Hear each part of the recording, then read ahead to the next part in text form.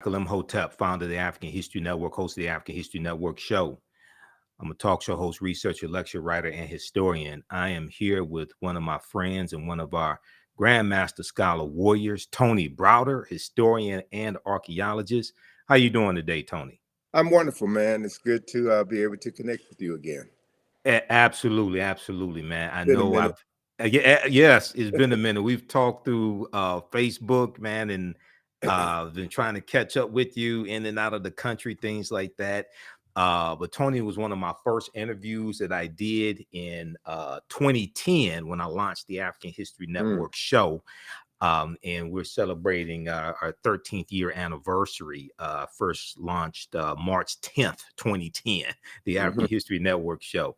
And many people know Tony is the author of one of my favorite books, and we use it in my online history classes. I teach Nile Valley Contributions to Civilization. If you don't have this book, you have to get this book, okay? Nile Valley Contributions to Civilization by Tony Browder. So we want to have this conversation. I was talking to Tony yesterday, Friday, and today. We want to have this conversation dealing with why Nile Valley civilization history matters. And we're going to talk about some African queens, and also with Queen Cleopatra, we're going to put this in a historical context as well. All right. So, Tony, let people know just briefly some of your historical background and some of your research. Well, I am formally trained as an artist, a graphic designer. My interest in history was piqued on February the 21st, 1977. That was probably before some of your listeners were born. That was when I met Ivan Van Sertima. Dr. Ivan Van Sertima was speaking at Georgetown Law School. He had just previously published They Came Before Columbus, the African Presence in America. And it was during that lecture that Van Sertima documented the pre-Columbian presence of Africans from the Nile Valley who had built ships, navigated the Nile River, Mediterranean Sea, and made numerous journeys to the Americas, principally in Mexico, where they brought their cargo of knowledge, astronomy, architecture, engineering, and agriculture, and influenced, helped to jumpstart civilization in the Americas, and that they were known to these ancient people as the Olmecs.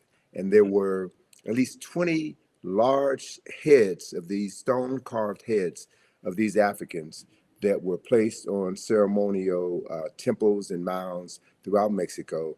And what really blew my mind was when Van Sertima said that these Africans who had come to Mexico from the Nile Valley were from Egypt, and they were black. They were from Kush, and they were black. And this was the first time in my life I had ever heard anyone say this, because everything that I had read, everything that I had seen in television, everything that I had learned in every school that I had attended, even though they were predominantly black schools, taught just the reverse. So my mind was blown upon hearing Dr. Van Sertima's lecture, and that prompted me to begin to revisit everything that I had learned. And then I discovered what I referred to as forbidden knowledge. Information, historical information, which has been intentionally withheld from certain populations in order to influence how they see themselves, how they see the world, and how they interact with others. So it was my interest in learning this forbidden history that prompted my travels to Egypt, that prompted my my writing, my interest in studying this information. And another major turning point in my life was in September of 1984, when Ivan Van Sertima, along with Charles French and Asa Hilliard, sponsored the Nile Valley Conference at Morehouse College. And that 4-day event cemented to me the power of knowledge.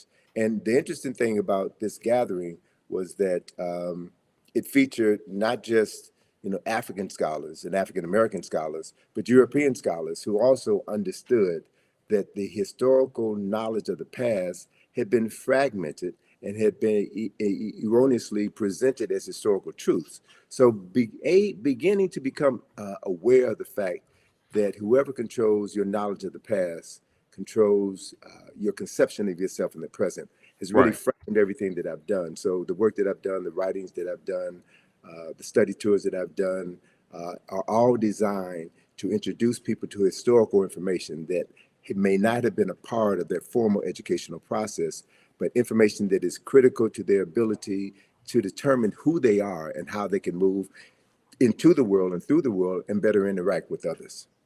Okay, excellent, excellent. Now, in just a point of note, because people are asking, so today is Sunday, April 23rd, 2023. We're live right now. So people are asking that. And you set the tone for this conversation, Tony, because I got to ask you a question about the Olmecs as well.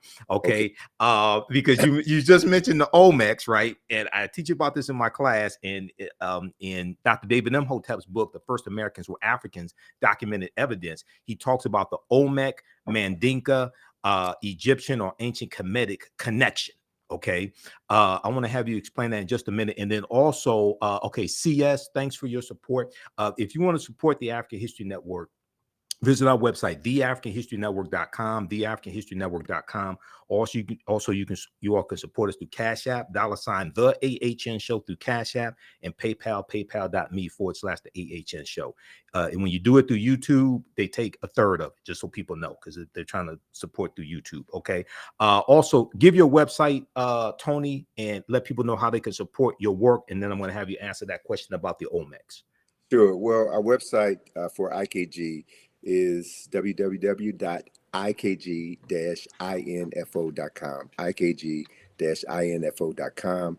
That organization turned 41 years old this past February. So we've been doing this for a minute. Yes. And it's a process that is near and dear to my heart because it's all about raising awareness and, as a consequence, raising consciousness. So with regards to the Olmec, I was blessed, brother, to have traveled to Mexico twice with Van Sertima and to see these Olmec heads. And one of the most important parts of our two journeys together was that Van Sertima took the group to the home of Alexander von Wutenow. Von Yes. Wutenow was a former German diplomat who left the German diplomatic corps as Hitler rose in power and demanded that every diplomat swear their allegiance to the Nazi party. So he resigned rather than do that and settled in Mexico City and became a historian of note.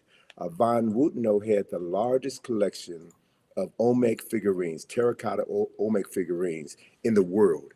And he literally took us through his house, took us through his museum and showed us these pieces and explained who the Olmecs were. Now, what's significant to put this in historical context, Okay. that we've got these heads, and Van Sertima was not the first scholar to write about the pre-Columbian African presence in America. Leo Weiner was one of the first scholars. And even Von Wutenow himself has written extensively on this subject matter. So he's showing us that the selection of the very clay that was used to depict these Olmecs was a dark brown clay. And they had access to various colors clay. So he very skillfully and intelligently showed us the difference between the Olmec people and the Toltec people or the Mayan people based on the type of clay that was used to represent these people. So color was an important aspect of his presentation. Another important aspect, man, is that the year, I'm blanking on the year, but the year that we met him was the year that the Berlin Wall had failed. Okay. And Von Wutenow now had an opportunity to go back to Germany because his family were very wealthy and landowners. And so he had a prescribed period of time to go back to Germany and reclaim the land of his forefathers that was appropriated during the Nazi regime. So when we came back to Mexico the following year, we met with Von Wutenow again, and he told us some phenomenal stories about his trip back home to Germany, where he had not been for over 40 years.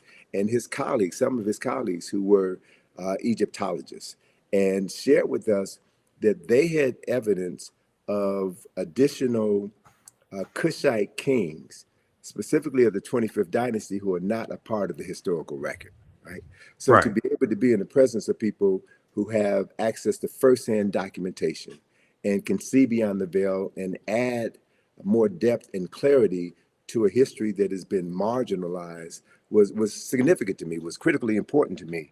And to be able to travel with Van Sertima, a highly respected scholar, who was instrumental in transforming the lives of hundreds of thousands of people throughout the United States and around the world was also critically important to me.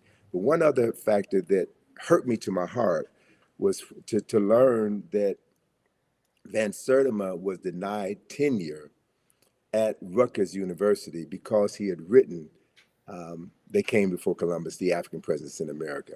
Matter of fact, Van Sertima told me that writing that book was the end of his academic career. And what that says, what that Wow. speaks to, is that there are organizations, institutions, and very powerful people at play who want to make sure that certain information never becomes a part of school curricula. Certain information is intentionally withheld because it will affect the consciousness of tens of thousands and maybe even millions of people around the world. So this is no joke. This is no game. This is something that I take very seriously. Yes, you And do. one of the things that Van Sertima taught me that I hold on to is that one should never say anything in public that you can't validate with at least 4 sources. So it's not about just popping off, just Yes. just The because you're mouth angry. poppers. The mouth No, poppers. no, You it's can't do about that. being serious, and it's about understanding that this is not a sprint. This is a marathon, Hmm. and that we have to be able to transform the consciousness of tens of millions of people who have been denied the right to read, to write, to reason, and to articulate what they know. So Right. it's about participating in an ancestral tradition that we are bound to be heartfully engaged in for the benefit of all the people who never had the opportunity to do what we're doing right now. So I take this very seriously, and I don't believe in getting caught in the fray. I'm looking Hmm. at the long game. This is a Right. marathon, not a sprint, and it's about shaping the world that our children's children are going to inhabit. I also want to share with you, if you don't mind, Go man. ahead. We talked briefly about this concept of agnotology, right? Yes. Agnotology, and there's a book by that name that was published several years ago. And the definition of agnotology will sound familiar to some of your listeners who are familiar with what you do. Okay. Agnotology is described as the study of culturally induced ignorance or doubt, particularly the publication or dissemination via the media of inaccurate or misleading scientific data and the creation of institutions to promote disinformation. All right. So Okay. And there spell are agnotology. Agnotology, Right. agnotology. All right. Right. And I'm Uh, looking at this Stanford University Press. I'm gonna show mhm. this on the screen here. Just a second. Go ahead. Okay. And so for those of us who have been studying this form of brainwashing, if you will, or Hmm. propaganda, if you will, we should be aware of the book that was written by Dr. Carter G. Woodson in 1933 called The Miseducation of the Negro.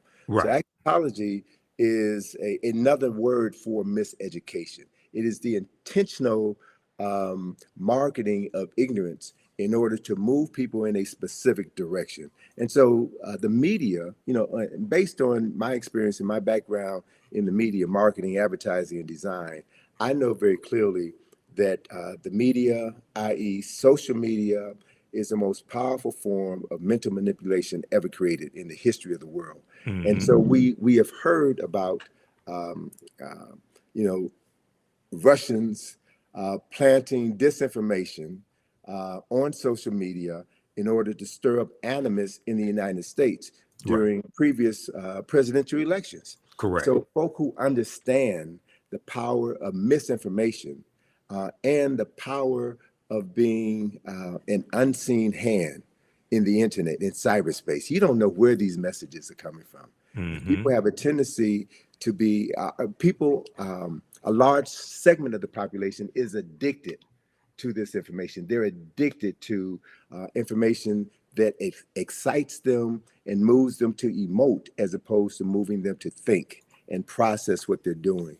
And so it's so critically important at this particular point in time in history, Michael, that we understand how we're being manipulated by information, and how critical it is that as we move through um, the next presidential election cycle Right. and what happens after that, how we will continue to be manipulated. Emotional buttons will be pushed. And as they're pushed, people will think less. They'll talk more and think less and engage in activities that will be detrimental to the well-being of society as a whole. So it's important to choose our arguments carefully and to have your talking points down pat and to know that those talking points are grounded in history, not Yes. mythology, not anger, not racism, but documented facts that can be substantiated. So when two people have a discussion, you bring your facts. And anyone who is a serious student of history knows that nobody knows everything. That Correct. as more information is being uncovered, it changes our perception of what we thought we knew. So it's very difficult to win an argument when you're talking with a fool. It's very difficult to win an argument when you're talking with someone who already has their mind made up. There's a saying, my mind is already made up, so don't confuse me with the truth. Hmm. So we've seen here in this country, brother, within the last 7 years, how misinformation and disinformation have divided this country to the point where we may literally be standing on the verge of a civil war, Right. where any sense of normalcy and respect between two parties with opposing views has gone out the window. So to watch what's happening right now in Congress is an indicator of what's happening all over the world. It's not just here in the United States, it's happening all over the world. So it's like we're in a fight for the soul, not just of America, as certain politicians say. We're fighting for the soul of our consciousness. We're fighting for the soul of Africa. And I think if you're going to be engaged in that fight, you have to prepare yourself adequately. Correct. There is a statement that was made by, I think it was the U.S. Army in an ad that they did a couple of decades ago. They said that the first the first battle in any war takes place in the mind.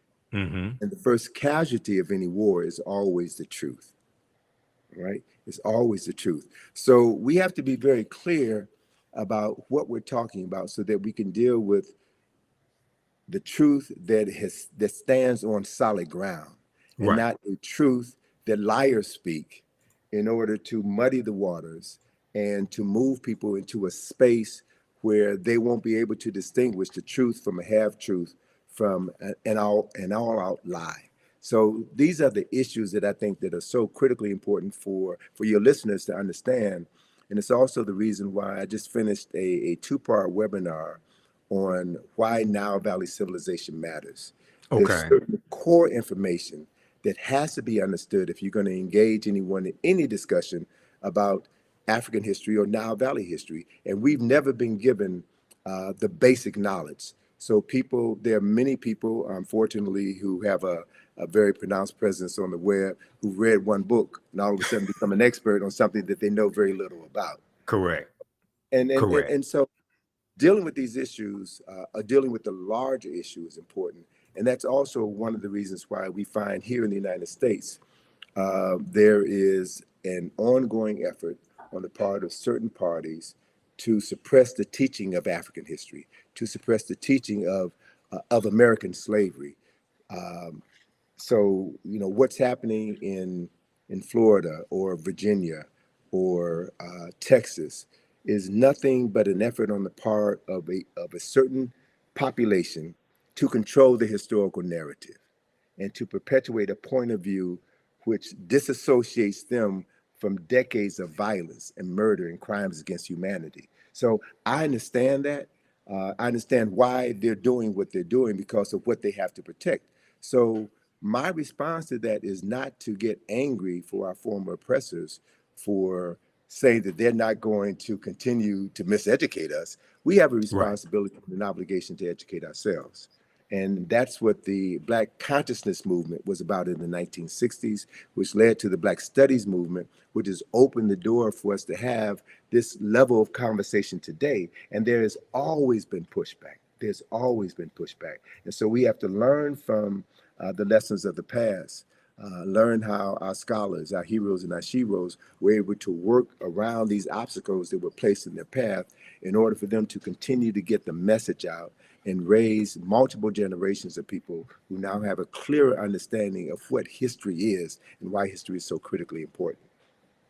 Absolutely. And you talked about dealing with facts. And I have a saying, those that have been following me on the African History Network show, if we disagree, let's disagree based upon the facts and the evidence, not the fact that you don't want to deal with the evidence. Okay. Mm-hmm. Number one. Number two, you talk about marketing. So many people know my degree is in business administration with a major in marketing from Wayne State University. The foundation of marketing is psychology. So this is why a lot of this information I understand better than many people because of my training and having a background in sales and marketing, etc. You mentioned the Olmecs a few minutes ago. I want to hit on this and have you expound on it, and then talk some more about Nile Valley civilization and why this history is so important. So many people are familiar with Dr. David Imhotep, who wrote the book, The First Americans Were Africans, Documented Evidence. He's a friend of mine. I've interviewed him probably 14 times here on the African History Network show. And on page, I'm going to pull up this citation here because we discussed this in my classes also. Page, what page is that in this book? He deals with the Olmec. He talks about the Olmec connection and what you just hit on. I want you to expound on this, because when we start talking about the African presence dealing with the Olmecs, we get a lot of pushback, or people saying, "Oh, you're lying," things of this nature. Okay, so he deals with the. Let's pull this up here. Mandinka Egyptian Olmec connection. Mandinka Egyptian Olmec connection. And I'm gonna try to flip over to this slide here. Just bear with me for a second. I gotta close out one of these presentations. All right. Let's look at this here.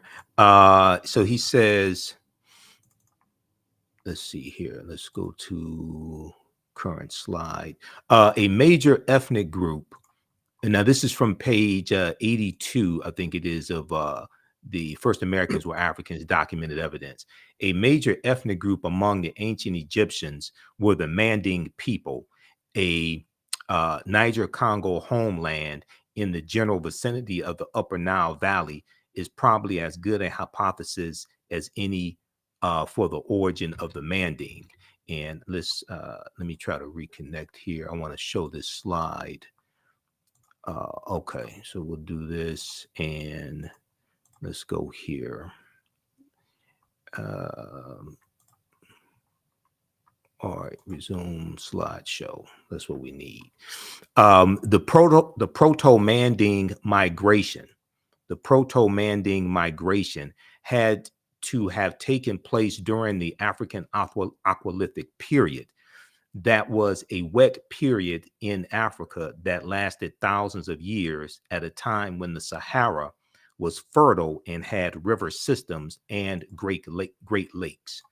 All right, now I'm going to try to, okay, so go ahead and talk about, there's some more here I'll get to, but go ahead and talk about the Olmec connection, because when we talk about the Olmecs, you have people who say, oh no, the Olmecs they had nothing to do with Africa or anything like that. Who were the Olmecs, and what's the connection between the Olmecs and ancient Kemet?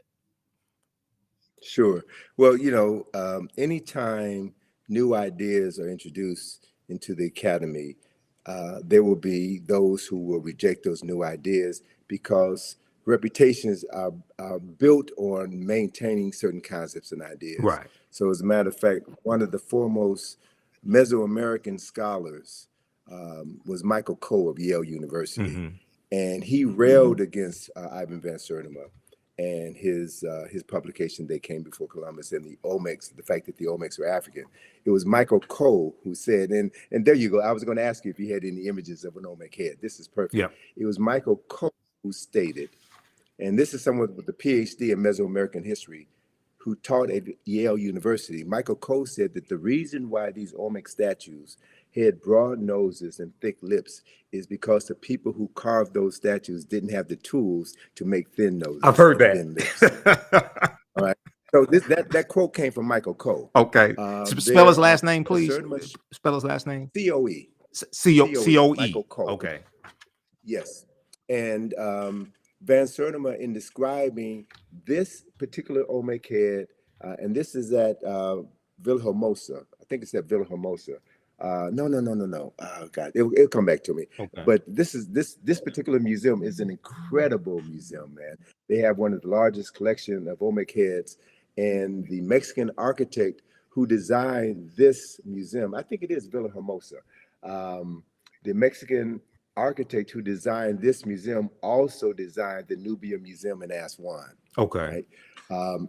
And so Van Sertima had pointed out that the helmet, the leather helmet that is worn by this Olmec personality and several other Olmecs, is practically identical to the leather helmets worn by Nubian warriors. Mm-hmm. Right? Right. So he's drawn a number of interesting parallels between these cultures. He's got maps in his book that shows the migratory pattern of the Olmecs from the west coast of Africa, who were able to catch currents that brought them over to the Americas. And one of the other points that Van Sertima brought out in many of his lectures that people want to dismiss or not discuss at all is the fact that these Africans who made the journeys, made multiple journeys, also brought back to the Nile Valley certain products. And one of the products that they brought back was cocoa leaves. The coca leaves, the plants from the plant that is used to make cocaine. Right. And very few people talk about the fact that when a examination of the mummy of Ramesses II, one of the most significant kings in Nile Valley history, when a examination was done on the contents of his stomach, they found coca leaves in his stomach, right? And they only existed at that time. They only existed in the so-called New World. So there's so many connections that have been, so much information about these migrations that have been suppressed in academia. So the other thing is there is a marvelous book that Charles Finch turned me on to, written by a Senegalese scholar by the name of Abubakar Lam. That book is entitled Paths from the Nile. And this book documents multiple migrations from the Nile River Valley into the Niger River Valley. So David Imhotep had talked about before the desertification of the Sahara, this region of northern Africa was grassland, and you had multiple river systems that ran from east to west. And so if we begin to explore this intercontinental migration of African people from the east to the west, from the Nile Valley to the Niger River Valley, we'll begin to find that there's tons and tons of history that is waiting to be rewritten, the artifacts that are waiting to be unearthed that will add to the story of African people and the migration of African people. And the only way that that story could be told intelligently is if more people of African ancestry get interested in the subject matter and do the primary research. Right. So, you know, I hope that what I've done throughout my career has served as a model to encourage others to get involved in traveling to Africa and doing the research, documenting what you found, and helping to bring this information out of the darkness into the light. Absolutely. And you know, you talk about primary research. Professor Manu Pim, who's a friend of mine as well, he talks about primary research as well. Dr. Leonard Jeffries, Professor James Small, those are two of my teachers. Professor Kabahaya Wata Kamene, Dr. David Imhotep, they talk about the need for primary research. Okay, so this section here, this is from page 82 of the First Americans Were Africans, Documented Evidence. And as I said, Dr. David Imhotep deals with the Mandinka Egyptian Olmec connection, or the Manding. He said the Nile flowed west across the Sahara and emptied into the Atlantic Ocean during very ancient times. This would have enabled East Africans direct access to the Atlantic Ocean. The longer route would be to sail to the Nile River north to the Mediterranean Sea and then head west to the Atlantic Ocean. When the Manding reached Central America and began mixing with the local population, they were labeled Olmecs. Okay, when the Manding or Mandinka reached Central America and began mixing with the local population, they were labeled Olmecs. The Olmecs were supposedly a mixture of the Manding or Mandinka and American Indians, or people who we would term, Native Americans, or however you want to phrase that. Do not forget that the Manding made up the base of the Olmecs. So the Egyptians, or the ancient Kemetic people, the Kemet II, the ancient Kemites, the Manding and the base of the Olmecs are related to each other. So just briefly talk about that, because there's so much, there's so many attempts when we talk about the Olmecs, and we're not saying that the Olmecs did not have any Native American ancestry or anything like this. We're not trying to take away somebody else's history. We're trying to correct history. Well, so a couple of things I want to Yeah. add to that. One clarification I want to make is that the Nile Valley flows from south to Yes. north, but within the lower Nile Valley, you had other river systems that flowed from east to west. So I just want to clarify one thing. So it wasn't the Nile Valley that flowed from Right. east to It west. flows from south to There were north. other tributaries that flowed off of the Nile, or fed into the Nile. So what that implies, a couple of things. Those of us who have studied Nile Valley civilization, the Nile River is the longest river in the world, 4,120 miles approximately. It begins in the highlands to the south. There are two primary sources for the Nile River: Lake Nyanza in Uganda, now known as Lake Victoria, because when Europeans discover Africans, they rename things that Africans Correct. had. But that's the source of the White Nile. And then you have the Blue Nile, which comes out of Lake Tana. The Blue Nile is the primary source for 90% of the water that flows from Khartoum north into the Mediterranean Sea through Kush and through Kemet. By the time the waters from the White Nile reach Khartoum, where the two rivers join together, 90% of the water from the White Nile has evaporated. So it's not only the water from Ethiopia, but the silt in the water from Ethiopia that made the Nile Valley, the lower Nile Valley, the most fertile land on earth. So Dr. John Henry Clark refers to the Nile Valley as the world's longest and oldest cultural highway. So we know the people, products, resources, in addition to the water, flow from south to north. So when you look at the development of Nile Valley civilization, you'll find that the primary science, the primary mythology, if you will, of Nile Valley civilization came out of the south, came out of the upper Nile Valley. And I'll share this with you, and then I'll go on to finish answering your question. So the primary mythology of Kemet and Kush is associated with Asar, Aset, and Heru, who we know better by their Greek names, Osiris, Isis, and Horus. Yep. They're the foundational mythology of Kemet. That story of Asar, Aset, and Heru that was instrumental in the founding of Kemet from the first dynasty on, that story originated in Ethiopia at least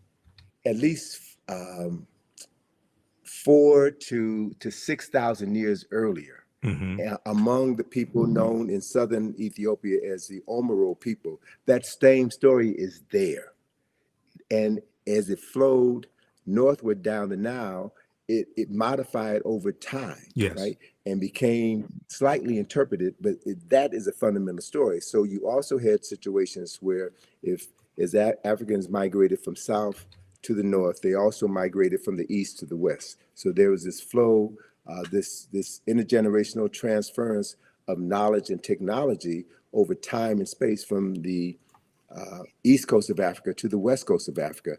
And much of that information is now really beginning to come out. And what it does, the coming of this information will shatter all of the myths about West Africa. And there are scholars now in Ghana, Senegal, Nigeria, Cameroon, and Mali, who are now talking about their ancestral migrations from the Nile River Valley into the Niger River Valley. So we're living in an age of incredible discoveries where new information is going to be coming forward. So as part of that migration of Africans from West Africa into the Americas, what we're talking about is the further transference of African knowledge and African technology. So those who have a vested interest in maintaining the concept of African people as having made no contribution to culture and civilization, they have to suppress this information. Right. So the Michael Coles of the world have to stand up. And so what we have to do is we reassemble the fragmented pieces of African history. We have to be able to look at exactly what you said, the Olmecs. And Van Sertima talked about the fact that the Olmecs, the remains, the physical remains of Olmecs were found in many of the royal tombs in Mexico, and that they comprise, I think he said, about 12% of that population. So what we're looking at is an influx of Africans with advanced technology coming into a society and helping to jumpstart civilization in that society. And you also had other people coming from other areas into that same society as well. So as Van Wooteno and others have pointed out, there are other people from other parts of the world who made contributions to the culture that was established by the Olmecs. So as we now look back on approximately over 2,000 years of world history, we're trying to sift through all of this to get to the real story, right?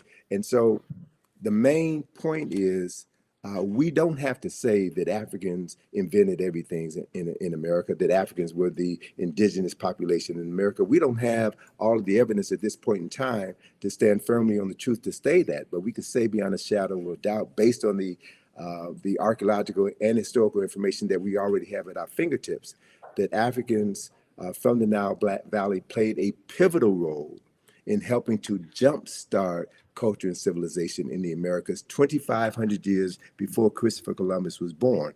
That's a fact. And so again, I'm not about just talking smack just to be talking smack. We talk facts. We talk facts based on the documented evidence that we have, and we also understand that not everybody is willing to accept the truth. And so we teach the truth. We teach what we know to those who are ready to receive it. And we have to assume responsibility for doing that and not leave it to our former oppressor to teach our children, our most precious resource, teach our children information that would transform their consciousness. And with that transformation of consciousness, with them seeing themselves as people with a long documented history, as people with lives that matter, they will do what every culturally conscious person does, and that is tap into their ancestral memory. See, that's really what all of this is about, because when we look at the greater arc of human history, we have to acknowledge a fundamental fact that no people on this planet have been as marginalized as people of African ancestry have been on the continent and in the Americas. And part of that marginalization is about the usurpation of the historical memory of those people. And after the end of this process of enslavement, you still have to continue the enslavement of the mind, right? So whoever controls a person's thinking controls everything that they're able to do in their lifetime and everything that they're able to pass on to the lifetimes that will come after them. So it's a battle for the mind. It's always been a battle for the mind. And so knowing your history, going to sources, and being courageous enough to say, I don't know it all, but I'm learning. As Neely Fuller says, I'm still learning. And as we learn, we get more information, and that information buttresses what we already know, or it provides a new kernel of truth that allows us to explore another field of study that expands what we thought we knew. So this is the journey, and this to me is what this process is all about, man. And it's exciting. It's exciting to be engaged in this process. And it's also important to know that the closer you get to the truth, the more your enemies will try to suppress you. Yes. Right? That's when you know. That's when you know you're going in the right direction. So we can't allow ourselves. And I'm glad you put Dr. Jeffries up there again, because just 2 weeks ago, the powers that be came after his nephew, Hakeem Right. Jeffries. Representative Right? Hakeem That's Jeffries. not an Yep. accident.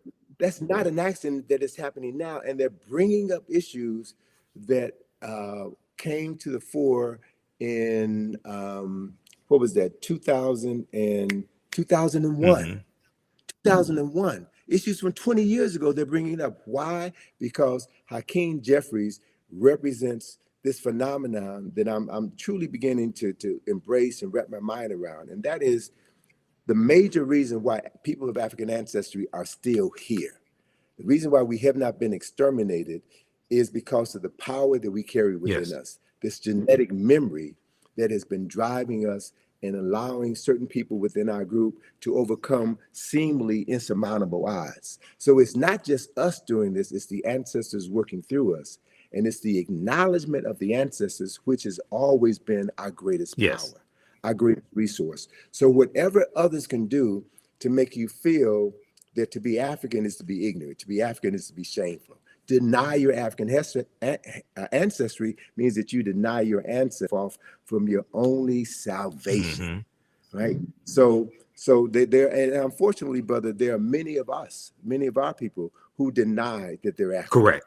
who deny that African people have ever done anything of any significance, who've bought into the narrative, bought into the lie. Those people will be marginalized by their unwillingness to embrace a larger historical truth, and that's on them. Right. Not everybody is going to get it. Not everybody is capable of understanding what is at play, and that are those people who have always been in opposition to the restoration of the African mind, the restoration of African consciousness, will always fund those people who will undermine this effort. That has always been the case. That's part of what COINTELPRO is about. Counterintelligence program. Yes. Yes, and also the use of government infiltrators to undermine organizations that were working on behalf of the advancement of African people. The Black Panther Party was infiltrated by these people. Anyone who saw Judas and the Black Messiah, right, saw that. And that story hit home to me because I'm from the west side of Chicago. Okay. You know, I know about Fred Hampton and Mara Clark. I was a freshman in college when Fred Hampton and Mara Clark were murdered. Went to school with a young lady who was in the house the night of the murder. So to have her give her description of what happened, and then to read in the newspaper, the Chicago Sun-Times, or to watch on the news, Mayor Daley, Edward Hammerhand, and other government officials give their version of the story, that's when the covers came off for me. That's when I began to realize that the media lies, the politician lies, that people have a vested interest in perpetuating a false narrative in order to maintain their power and suppress any effort on the part of African people to free their minds. So these issues are critical, man. And we cannot, you know, we cannot have a short-term memory when we're dealing with long-term issues. Look at what happened in the 60s. Look at the rise of the Black Power movement, the Black Consciousness movement, and the things that the government did to shut that down. The introduction of drugs into our community. Again, I'm from the west side of Chicago, so I can tell you specifically what happened when cocaine was allowed to come into the community unabated. What the film, and this is again the power of the media, what the film Superfly did to destroy conscious Black folk on the west side of Chicago. The original Superfly with Ron O'Neal, the original Superfly. Yes. Exactly. Yeah. Exactly. So I was in Chicago, man, when that film came out, and I saw how cocaine when the blaxploitation movies, and very quickly, and I know we only have a few minutes left here because I know you got to run. A couple things I want to hit on that, but very quickly because people are asking. Also, if you want to support the African History Network, you could do so. Cash App, $ the AHN show through Cash App or through PayPal, paypal.me/the AHN show. We have the links on our website, theafricanhistorynetwork.com, theafricanhistorynetwork.com. I put the links there because some people have set up fake African History Network Cash App accounts and they've been stealing money from us. Okay. So we have the actual links there. You can click on it. To support Tony Browder and the work that he and his daughter Atlantis Browder do. Okay. Go to IKG info.com, IKG hyphen or dash info.com. You mentioned Superfly, and I want to talk about that for just a quick minute, and then have you connect Nile Valley civilization and history to Queen Cleopatra, put it in a historical correct context. Okay, we're not going to let that dominate the conversation. Nathan McCall, the author Nathan McCall, he had a book out in the 1990s called Makes Me Want to Holler. African-American man, Makes Me Want to Holler. And I read his book, and he talked about how in the 70s the movie Superfly made he and his friends want to sell drugs, to live that type of lifestyle. Okay. And he ended up going to prison. He became a journalist. I think it was either the Washington Post he ended up writing for. Washington Post. Yeah, I read his book, and his book was fantastic. And I had the book on tape, but that deals with the power of the media. Okay. And Dr. Leonard Jeffries has talked about previously how those blaxploitation movies, not all of them, there were some good movies, but how some of those movies showed us in the worst light and promoted drug usage, pimping, selling drugs, things of this nature. And white people profited off of these degrading images of African Americans. Right after Dr. King's assassinated in 1968, Malcolm X assassinated in 65, the Black Panther Party for Self-Defense is infiltrated and largely derailed, okay? And then you have these movies. So we got to understand that chronology. Connect the Nile Valley civilization history to putting Queen Cleopatra VII in the correct historical context, please. Great. So the perfect example I can give you is the work of Dr. Asa G. Hilliard III, who established a framework for understanding Nile Valley civilization. And he divided Nile Valley civilization into 4 golden ages. The first golden age was dynasties 3 through 6, when all of the Mir or pyramids were constructed. The second golden age was dynasties 11 and 12. 11 and 12, when all of the great literature, the philosophical literature, the scientific literature, the moral literature for the nation was established during that period of time. The third golden age and the longest golden age is dynasties 18 and 19, when Kemet was forced to become an imperialistic nation because of continued intrusions from the north. And then you have the last golden age, the fourth and final golden age, which is the 25th dynasty, which is what Dr. John Henry Clark referred to as Africa's last great walk in the sun. It was the last time in history that Africans were the wealthiest and most powerful people on the planet. So if you understand that framework, then after the 25th dynasty, and there were 30 dynasties in the history of dynastic Egypt, Kemet civilization fell in 332 BC with the advent of Alexander of Macedonia conquering Kemet and turning Kemet into Egypt. Egypt is a Greek word. Pyramid is a Greek word. Egypt is a Greek word. So most of the names of African places and things and people have been changed by non-African people. So if you don't know the original names, you'll never be able to understand the history, the culture, the science, the philosophy, and the concepts as they were originally created. Let me give you one example of that. Pyramid is a Greek word, which means little flat cake, like a pancake. The original word for that structure is mir, M-I-R. And the word mir means the place of ascension. So mir, there are no bodies buried in any pyramids of mir in the entire Nile Valley. None, zero. So anytime anybody tells you that the pyramids were tombs, that is a lie, whether it's an intentional lie or unintentional lie based on ignorance. Mir were always built over tombs. The tombs were underground.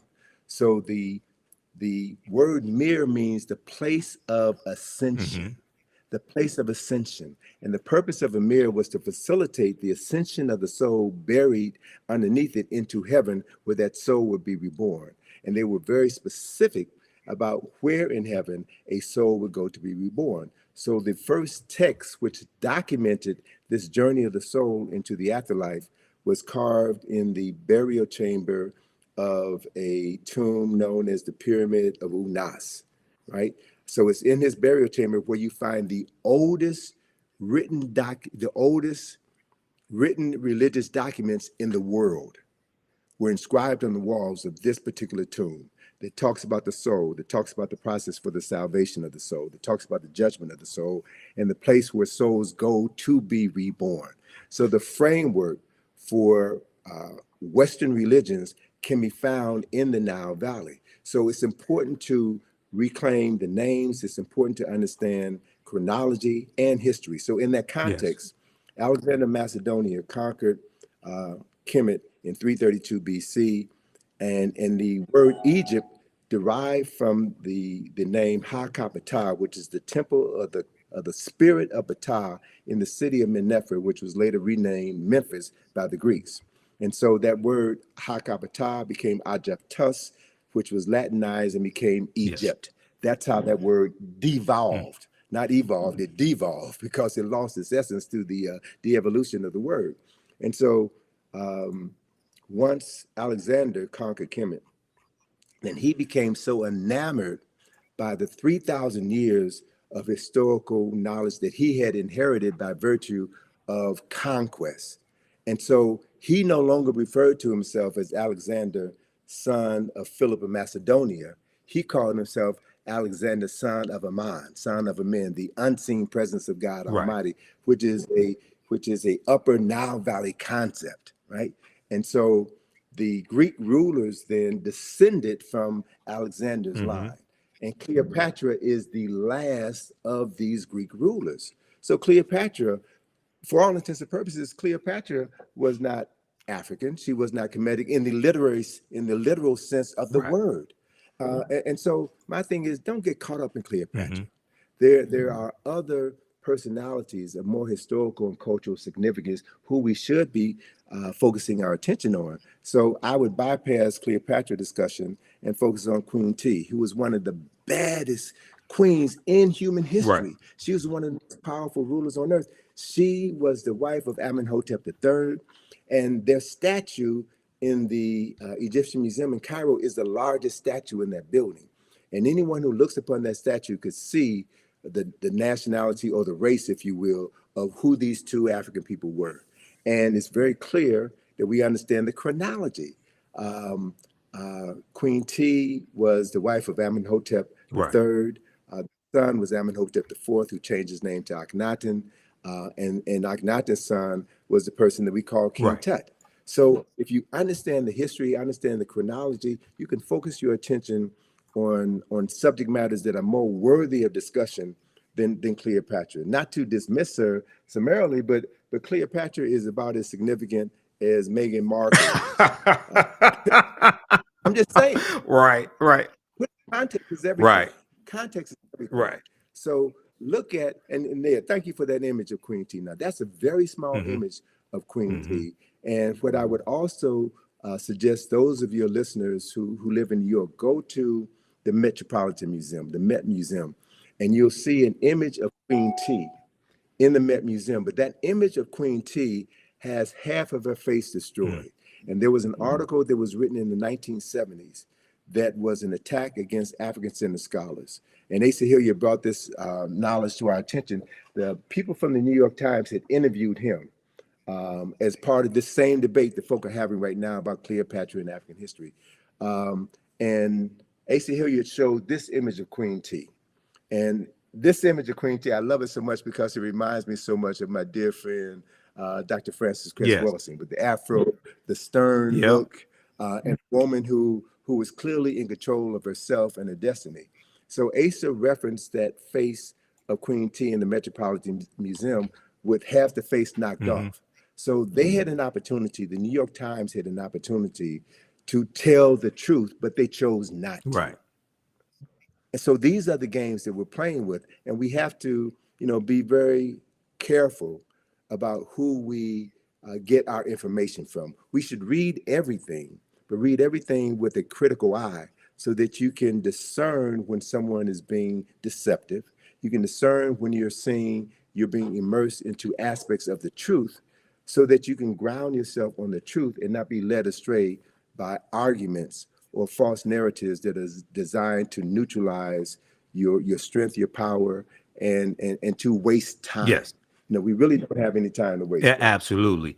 And speaking of time, I know you have to run, so I want you to let people know about you told me Egypt on the Potomac tour is going to start back up. Give people the website, and then family watching. As soon as we finish with Tony, I'll let you know about my online history classes I teach on Saturdays and Sundays, because we have a class today at 3 p.m. Eastern Standard Time. Go ahead, Tony. So through our company, IKG, we have been presenting this information for over 40 years.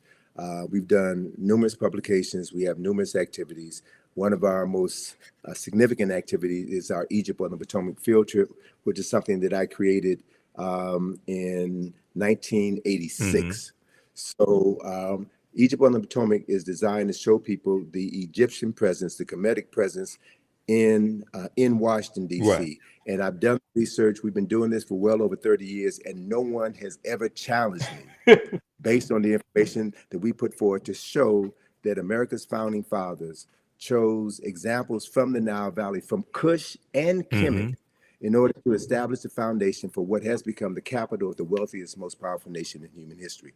So that activity has been curtailed for the past 3 years because of COVID. But beginning on May the 6th, we will have our regular 3-hour bus field trip of Washington, D.C., where we will take you through locations, various locations throughout the city, and explain the architectural, the symbolic, and the mythological elements of Nile Valley civilization, which have literally been hidden in plain sight. We connect the dots, and we empower people with the ability to see their history and use that history to transform their consciousness. So anyone can go to our website, ikg-info.com. We also have another project that we're going to be unveiling at the Thurgood Marshall Center, where we're based in DC. It's the John Henry Clark Enhanced History Project. This project, we have 400 square feet of wall space where we're going to be using information inspired by the work of John Henry Clark to tell the story of people who've been written out of the respectable commentary of human history. And this project is my response to certain historical shortcomings in the National Museum of African American History and Culture, which is a phenomenal structure. The only issue that I have with it is that it begins our history in the basement, and it begins our history with slavery. Right. It doesn't talk about who we were prior to our enslavement. Exactly. So the cornerstone of the John Henry Clark Enhanced History Project is a 25-foot long mural, which illustrates 8,000 years of African excellence and success, an undeniable 8,000 years of African excellence and success, which was undermined by the Ma'afa, the European and Arab enslavement of African people. But we have come through the Ma'afa. We have survived. Yes. And through the work that you're doing, through the work that others are doing, we are doing our best to bring forbidden knowledge into the community that needs the knowledge the most, so that they can transform their consciousness and create a world that is worthy of their children and their children's children's inheriting, based on accessing ancestral knowledge and recreating the genius that we were born with. So that's the process, man. And let me just, in closing, let me just share that my good colleague, Charles French, has a new book coming out next month. It's 10,000 years of Nile Valley history. Okay. 10,000 of Nile Valley history. So I'm really pleased to see that there's more scholars, more sisters and brothers who are doing the work and documenting a history that has been suppressed for so long. And all we have to do is read and study and create spaces within our home. Every home should have a library. Correct. Right? The parents in those homes should spend time reading with their children and having intelligent discussions about how to articulate that history. Everybody pays taxes, and our tax dollars are being used in schools to miseducate many children, Black, brown, white children in the classroom. Right. So we have an obligation as taxpayers to see to it that certain information is accessible in the classroom. And if it's not going to be taught in the classroom, we need to demand of our churches, our fraternities, our sororities, our barbershops and beauty shops to turn those spaces into spaces where we can teach our children and their parents and elders in the community who they are. Correct. So we can transform our consciousness. And I'll close on this point. You know, I'm kind of peeved that folk are spending too much time talking about Mm-hmm. Cleopatra. And I need to hear folk talk about what's wrong with Megan Thee Stallion, what's wrong with Woo! Cardi Hey, B, brother, they don't want uh, to have that because conversation. Oh, let me just say quickly, and I'll let you go ahead and finish. Dude, the information I put out about the song WAP from Cardi B and Megan yes, Thee Stallion. Now, here's the thing: when we do a systems analysis, I went through and broke this whole thing down. And I said they would never have a top white female artist put out sexually explicit lyrics like that because they understand that whatever's disseminated becomes imitated. And they have too much respect for white women. But here's the thing: the majority of my criticism of WAP and the whole thing in the video wasn't towards Cardi B and Megan Thee Stallion, even though I would say they get 10%. The majority of the criticism I had was for Atlantic Records, a white corporation, financing this because they would not do that for a white woman. And the baseline says there's some whores in this house and repeats that phrase about 79 times. And in the video, all the women are of African descent except Kylie Jenner. And you have white people to put together an online petition to have Kylie Jenner digitally removed from the video because you only protect what you respect. And they saw that white woman as somebody who needed to be saved. You Negroes, you can keep doing that. You can be the whores in this house. This white woman, you too good for that. Go ahead, brother. all right. So I mean, but and that's a valid point, and it speaks to exactly the point that I want to make. People who love themselves and love their women and love their children do not allow their image to be defamed. Exactly. The other important issue is I travel around the world, brother. And once you get outside of America, you see a whole different world. And what embarrasses me is to see these videos on television stations in Africa, in Europe, in South America. And and I would say this in all fairness, all right, if you want to show black women behaving this way, then let's see some white women behaving that way. Let's see some Jewish, let's level the playing field. But it's only us because it's about disparaging us and it's about maintaining this ideology of Afrophobia, this fear of black folk, this disrespect for black folk. And so we have to accept responsibility for that. So I'm not going to let Megan Thee Stallion and Cardi B off the hook.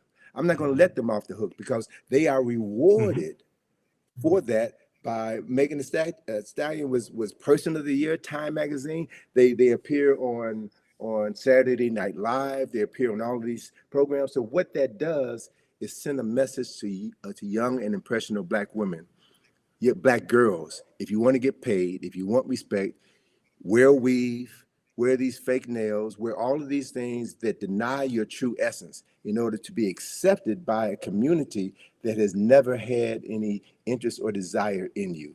And so these are conversations that need to be had. Many of these conversations, I think, should be had behind closed doors and not on the internet because you never know who's listening. We need to have private conversations and we need to talk about how we can advance the culture and present favorable images of us because the media, as I stated at the beginning of this conversation, the media is the most powerful form of mental manipulation ever created. And we're getting played. Right. We're getting played. Exactly. So, I always encourage people to take responsibility for yourself, to think before you speak, and to think about the long-term implications of everything you do. So emotion is all right, but emotion needs to be balanced with intelligence. It needs to be balanced with the ability to articulate what you think and to associate with people who are doing the same thing. The reality is what I've learned over my 71 years of life here on planet Earth is that this information is not for everybody. You're not going to get everybody. It ain't about everybody. It's about moving and working with those people who are willing to learn, willing to commit themselves to something greater than their own individual and selfish interests. It's about building for future generations. So that process is happening, brothers. I'm encountering more younger sisters and brothers. When I say younger, I mean folk in their 20s, 30s, and 40s who are finally getting it, who are thirsty, who want this information. These are the people that we need to be focusing on.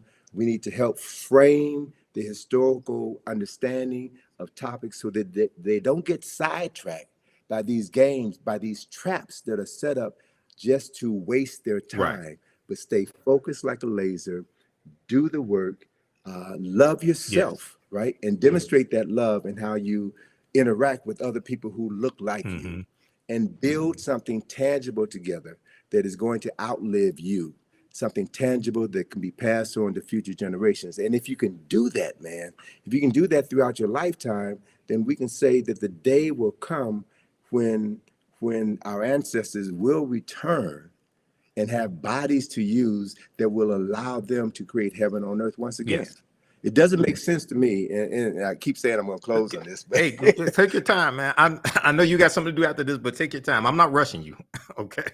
it doesn't make sense for me personally to talk about your ancestors were kings and queens if you're acting like fools and Exactly. jokers, right? Yep. And the other reality is that less than 0.1% of any nation's rulers were kings and queens. The vast majority of people were ministers and prime ministers, were scholars, were researchers, were scientists, were astronomers, were physicians, were healers, were masons, were architects and engineers. They are the people who made the nation. Right. The king or queen was just a figurehead. Right. So I want to redirect the conversation. I want to redirect the focus on something that is practical. It's just like saying, you want to be president of the United States. Anybody with any sense knows the president of the United States does not run the United States, right?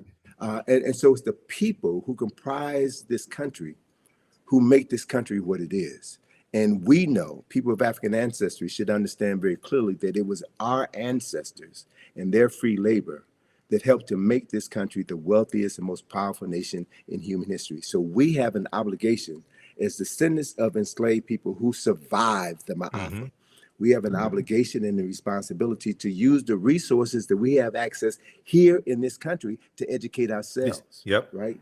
Because what we know shapes the consciousness of African people all around the world. We talked earlier about the Black consciousness movement in the 1960s. And the powers that be saw how the Black Power movement influenced Steve Biko in South Africa. Right. And he replicated a similar movement. It was happening in other parts of Africa as well. So the colonizers had to shut that down. And you shut that down by introducing films that divert our attention and have us praising drug dealers and ungodly behavior. And that then becomes the framework with which we see our future. So if we use this technology properly, we have the opportunity to access millions of minds in a matter of minutes and introduce a new narrative. That's what this opposition is all about. Yes. Shutting down the conversation, shutting down the power. So don't give your power away. You are the most important commodity that you'll ever possess. Free your mind. Model how free people, free men and women are supposed to speak, communicate, and move through the planet. Work with other people of like minds so that you can build something that will last for eternity. And as we do that, we will make our ancestors proud. And we then will be the vehicles through which they would do their best work. Why? Because they did it in the past. And we have the capacity to replicate it right now. That's what this whole journey is all about. Absolutely. And up on the screen, I have the famous quote by Bantu Stephen Biko: "The most potent weapon in the hands of the oppressor is the mind of the oppressed." So we have to take our minds back. This is what Dr. Carter G. Woodson was telling us in his work, not just in the Miseducation of the Negro in 1933, but the work he did with Association for the Study of African American Life and History of SALA, which he co-founded September 9th, 1915. So, all right, excellent. We got to bring you back, Tony. I know you got to run. We have to bring you back. And everybody, those slides I was showing, those are all slides from the online classes that I teach. We use 2 of your books, Egypt on the Potomac and Nile Valley Contributions to Civilization, in my classes as well. I introduce a lot of people to you, Tony. I read this book back in 1994. I just got this new copy last year from Brother Haki Ami Shakur. But my original copies from 1994, the pages were falling out. I had to get a new copy, man. But that book I read from the Browder file first. Then in 94 when I was at Wayne State University, I read Nile Valley Contributions to Civilization. It blew my mind, man. I haven't been right since. Okay, it corrected my mind. Right. You have been right. It corrected my mind, man, but it blew me away, brother. So you got to write. This is volume 1, man. You got to write volume 2. You got about 20 volumes in you, brother, man. But you got to write volume 2, brother.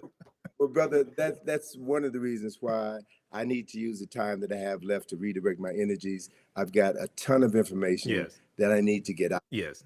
And so I'm going to be focusing on doing more writing, and continuing to push my daughter out, because what I have established is a legacy that she's going to continue. Mm-hmm. So, last December, I had some health challenges, and I was unable to travel to Egypt, take my group to Egypt. So my daughter stepped up and did Right. it. Oh, that's good. So to Shout out to know that Atlantis. we're preparing the next generation, Yes. man, is really what this thing is all about. Because we're not going to live forever, and we can't do everything ourselves. So we should be training cadres of young people, man, to know who they are and to live that knowledge in everything that they do. That then is how we change the world. So, it's a pleasure to be on the We got to program have you with back you. soon, brother. Yep. And I'm wearing the Black Friday shirt because we're in the documentary series from Rick Mathers, director Rick Mathers, Black Friday, What Legacy Will You Leave? Okay. All right, Tony, everybody visit ikg-info.com. Support Tony Browder, support his daughter Atlantis Browder, and also support the African History Network. All right, Tony, you have a good day, brother. Hotep. All right, peace. Take peace. Care, man. Appreciate All it. right, peace to you. All right, everybody. So that was one of our esteemed scholars, one of my friends for years, Tony Browder. He was one of my first interviews that I did in 2010 when I launched the African History Network show. I'm going to give you a little information about the online history classes I teach on Saturdays and Sundays. I'm Michael Imhotep, founder of the African History Network, host of the African History Network show. I'm a historian, been studying history 31 years. I'm a researcher, lecturer, writer, historian, talk show host. You see me on Roland Martin Unfiltered on Fridays. I'm a political commentator as well. You see me on Faraji Muhammad show, The Culture, also. You can support us, $, the AHN show through Cash App, and also through PayPal, paypal.me/the AHN show. Visit our website, theafricanhistorynetwork.com, theafricanhistorynetwork.com, or africanhistorynetwork.com. It'll redirect you to our new website because I just bought back my domain name, africanhistorynetwork.com. We lost it, and I just bought it back. So okay, let me see.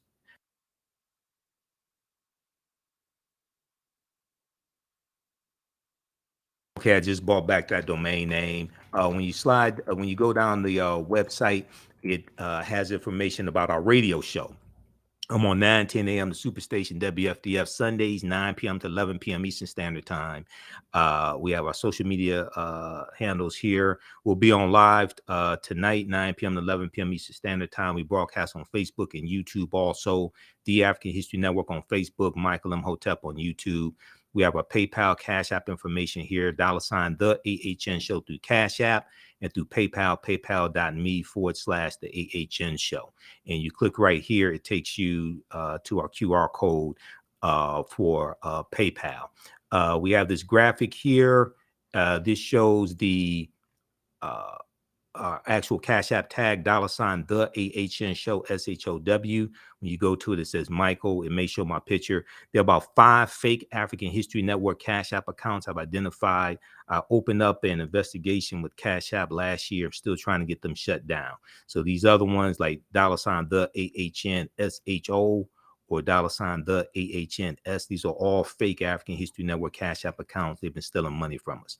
So I teach 2 online history classes, Saturdays, 2 p.m. to 4 p.m. Eastern Standard Time, Ancient Kemet, the Moors, and the Ma'afa. Understand the transatlantic slave trade, what they didn't teach you in school. The slides I was showing you, those are all slides from the online classes I teach. We do the sessions live. All the sessions are archived and recorded. You can go back and watch them anytime. A year from now, 2 years from now, you can go back and watch the entire course. We deal with thousands of years of history and what leads up to the transatlantic slave trade taking place. When we deal with the transatlantic slave trade, we can't start our history in slavery. We have to deal with thousands of years of history that leads up to it taking place. So if you missed our class Saturday, April 22nd, as soon as you register, you can go back and watch it. Class is on sale $60, regularly $130. This helps support the research, helps support the African History Network, helps us broadcast the show. You can click right here. We have a video that gives an overview of the classes. We have a bundle pack. You can register for both classes that I teach right now. Limited time only, $100. It's a $300 value. You'll get 5 of my lectures in digital format free. Also, they'll be in a video library. The second class I teach on Sundays, and we're teaching the class today. It's going to be 3 p.m. Eastern Standard Time. Black resistance movements from the Haitian Revolution, U.S. Civil War, Civil Rights Movement, and Black Power Movement, 1800 to 1968. And we go through a look at history chronologically from 1800 to 1968, what leads up to the Civil War taking place. We look at the Reconstruction era, 1865, 1877, Jim Crow era, Great Migration, World War I, World War II, Civil Rights Movement, Black Power Movement, to understand what happened to us after slavery ended, what were the laws and policies put in place to put us in the predicament we're in today, to understand where we need to go from here. Okay, so this class picks up basically where the first one leaves off. Okay, it's a crucial class. I put together the curriculum for both of these courses. Been studying history 31 years. We deal with there's about in both of these classes there's about 80 or so articles that we reference, books that we reference. There's a ton of information. Okay, so we're teaching the class today, 3 p.m. Eastern Standard Time. Black resistance movements from the Haitian Revolution, U.S. Civil War, Civil Rights Movement, and Black Power Movement. Okay, so you can register for those classes.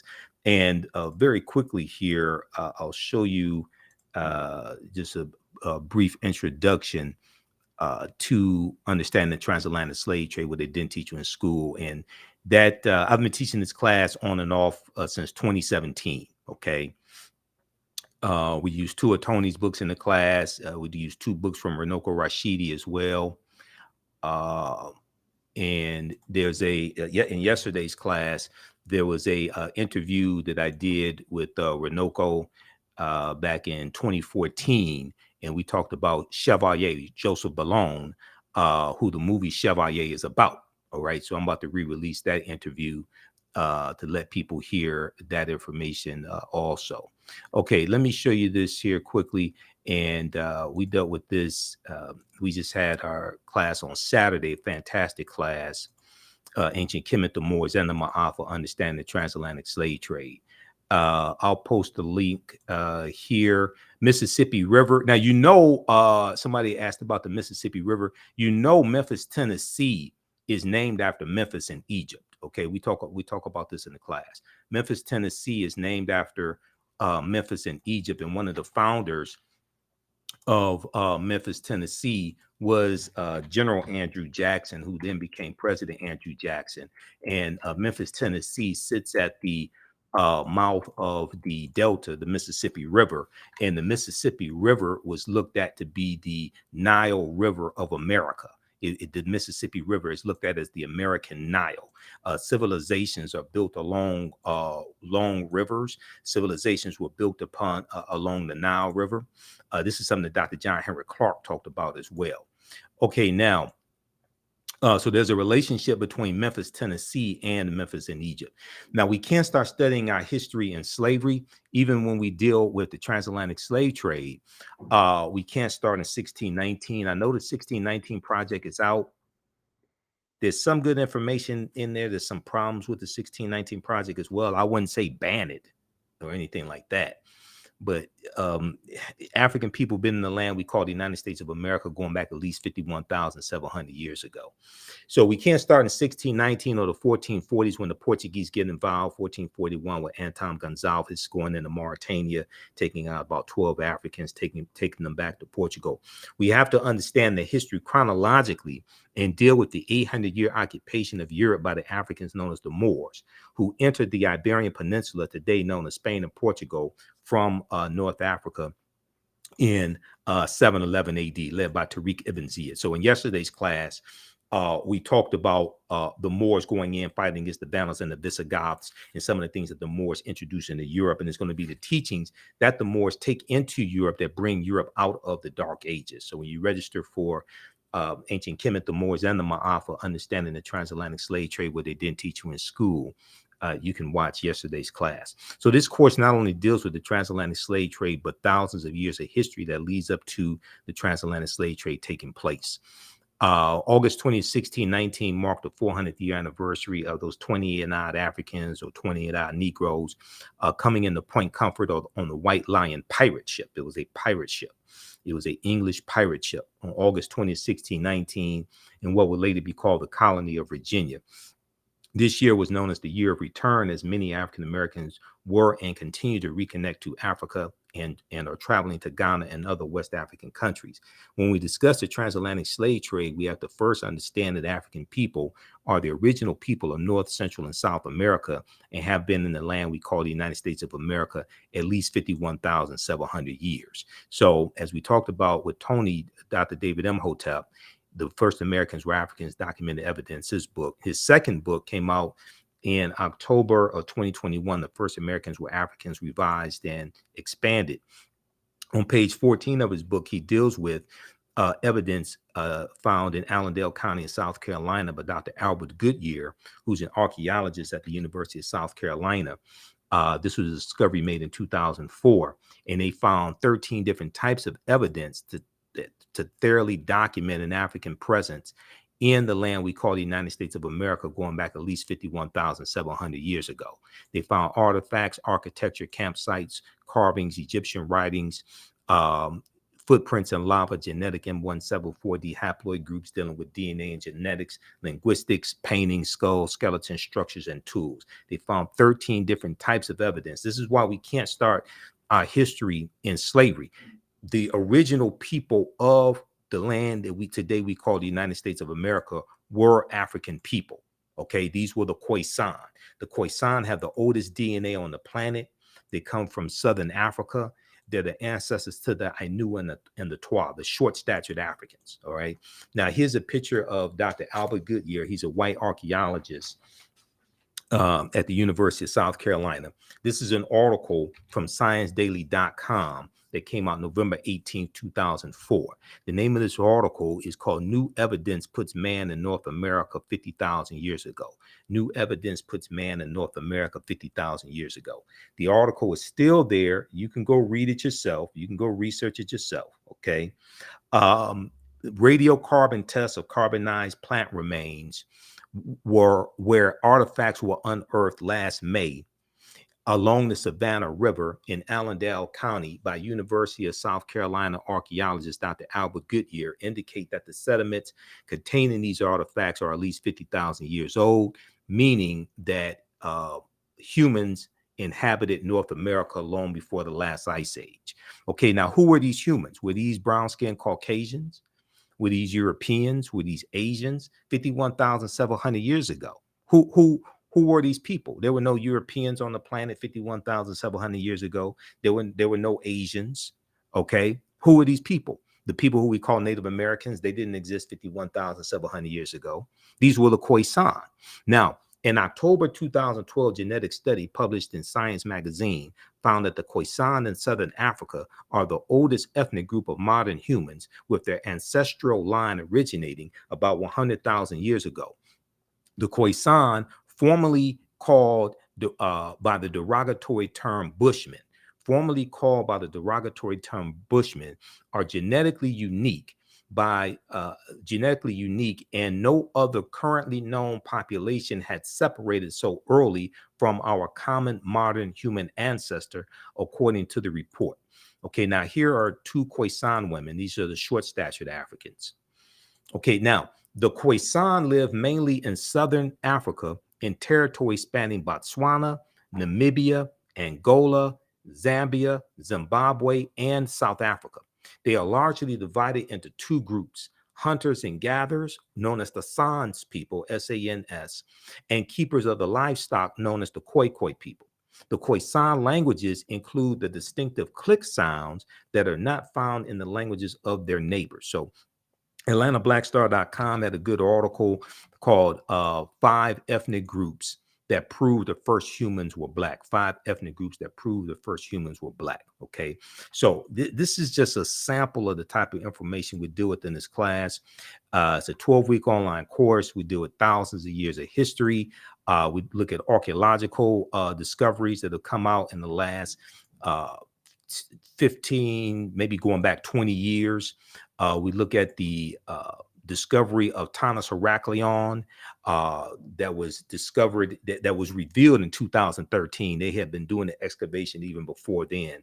And this is the lost city of Egypt that was built around 8th century BC, okay, lost for about 1,200 years, the lost city of Egypt.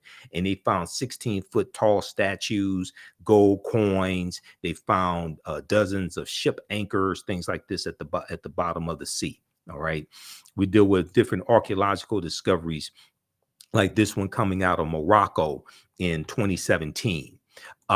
This one, now what we see as more and more of these archaeological discoveries come out, we see that the deeper they dig, the blacker the planet gets, the more research they do, the older we get. All right.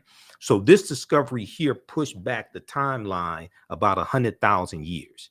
And people like Dr. Charles Finch, who Tony Browder mentioned, people like Runoko Rashidi and other scholars, they've been saying that Homo sapiens are at least 300,000 years old and not 75,000 to 100,000 years old. So this is an article from NBCnews.com. We're older than we thought. New find pushes human origin back 100,000 years. This is an article from June 7, 2017. I remember the date because that's my birthday. It's not just Prince's birthday. It's my birthday also. Modern humans evolved much earlier than previously thought, researchers reported. New discoveries at a rich site in Morocco show modern humans were hunting and probably cooking game animals 300,000 years ago, 100,000 years earlier than scientists have believed until now. So when these discoveries come out, they have to keep pushing the timelines back. You know, Juvenile had that song called Back That Thing Up, okay, like 1988, 99. They keep having to back that thing up. They keep having to back the timelines up when these discoveries come out. The deeper they dig, the blacker the planet gets, the more research they do, the older we get. New discoveries and new dating methods show that, in fact, many of the bones belong to modern Homo sapiens, and they lived as far back as 300,000 or 350,000 years ago. Now, the earliest previous Homo sapiens bones dated back 195,000 years ago, and they were from clear across the continent in modern day Ethiopia. All right. So what they're seeing now is that Africans were migrating out of the Nile Valley region of Africa much earlier than previously thought. Taken together, the findings show modern humans were dispersed across Africa long before anyone ever thought. So there's so much archaeological discovery, so much information coming out week after week. Okay, it's hard to keep up with it. So we deal with ancient civilizations, we deal with the Olmecs, we look at this history chronologically. We look at Carthage and the Punic Wars, and Hannibal Barca, the Battle of Cannae, 216 BC, and fighting against the Romans and fighting against Publius Cornelius Scipio Africanus. And Africa was not named after a Roman general named Publius Cornelius Scipio Africanus. He actually takes his surname after the Battle of Zama in 202 BC, where he defeats Hannibal Barca. And the word Africanus is Latin, which means of Africa or belonging to Africa. So, for instance, if you look at Cassell's Latin English Dictionary, 2002 edition, page 11 in the entry for a fear, or any Latin English dictionary, not just specifically this one, but when I was doing my research on language, this was one of my sources. Africanus means of Africa or belonging to Africa, and that prefix, the free referred to a Black African people in Algeria and Tunisia. And we know that Tunisia, that region of Tunisia was historically called Carthage, where the Carthaginians were. The Carthaginians are descendants of the Phoenicians. The Phoenicians are descendants of a larger group of Africans known as the Garamantes. So in African People in World History by Dr. John Henry Clark, page 14 and 15, he says the Nile Valley's first age of high cultural grandeur lasted until the eve of the Christian era. Some aspects of it survived the Greek and Roman occupation of parts of North Africa. after the rise and decline of Greek civilization and the Roman destruction of the city of Carthage. So Carthage is destroyed in 146 BC by Rome. The Romans organized the conquered territories into a province they called Africa, a word derived from Afri, A-F-R-I, the name of a group of people about whom little is known. This was a new name because previously all dark-skinned people were called Ethiopians, since the Greeks referred to Africa as Ethiopia, which means the land of the burnt-faced people. Okay, so we talk about Nubia or Ta-Nehesi as well. We go through and look at an overview of these different civilizations. We deal with the 800-year occupation of Europe by the Africans known as the Moors. And look at the origin of the term Moor. The word Moor is derived from the Greek word Maros, M-A-U-R-O-S, which literally means black or very dark or a very dark color. The Romans adopt the word and call them Mari, M-A-U-R-I, like in Maurice. Maurice is in reference to a Moorish boy or a little boy. That prefix Mari is in reference to the Moors. The Mari, M-A-U-R-I, were a Northwest African people who were very dark-skinned. The Romans will refer to the region of Northwest Africa as Mauritania. Mauritania. Mauritania is Latin and means the land of the black-skinned people. You will also see the term Marish, M-A-U-R-I-S-H. One of the sources that we use in the class for documentation. Now, you don't have to buy any of these books to follow along in class. You don't have to buy any of these books, but I use this as reference to document what I'm talking about. Proper documentation ends all conversation. And when we had our conversation with Tony Browder, we talked about documentation. We talked about references. Okay, so if you read Golden Age of the Moor, edited by Dr. Ivy Van Sertima, who we talked about a lot in the conversation with Tony. This book right here, Golden Age of the Moor, edited by Dr. Ivy Van Sertima. If you look at pages 527 and 187, you'll see references to this information that I'm citing right here. All right. So it took a long time to put together the curriculum for this class. I've been teaching this class on and off since 2017. So I've been teaching like 7 years. It has evolved immensely over the years. And the class